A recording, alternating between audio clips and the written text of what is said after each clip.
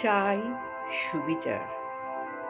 এবার অলিম্পিকের ট্যাগলাইন ছিল জেন্ডার ইকুয়ালিটি। এই কথাটা আজকের পরিপ্রেক্ষিতে মনে হয় যেন সোনার পাথর বাটি। পৃথিবী জুড়ে নারী ও পুরুষের পার্থক্য বহু চর্চিত।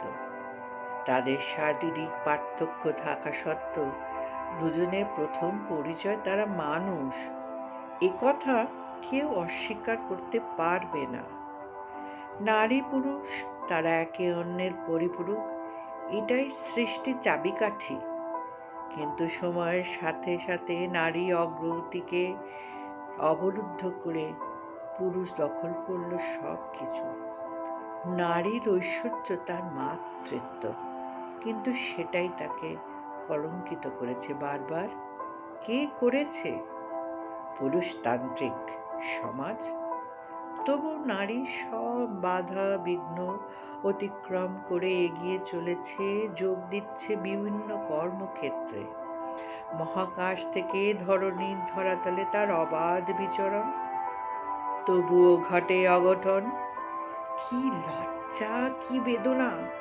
স্বাধীন ভারতবর্ষে একজন সম্ভাবনাময় নির্যাতিতা হলো ক্রূর থেকে ক্রূরভাবে তার জীবন হরণ করতে বাঁধল না নিকৃষ্ট বর্বর অমানুষ দানবদের। ঘটা করে মন্দিরে মন্দিরে মাতৃপূজা হয়, নারী শক্তির প্রতীক দেবী দুর্গার আরাধনা করা হয় প্রত্যেক বছর।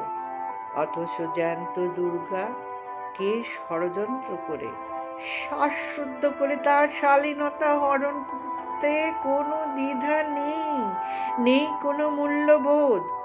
আজকে যারা এই অপরাধে লিপ্ত তাদের দৃষ্টান্তমূলক শাস্তি হোক।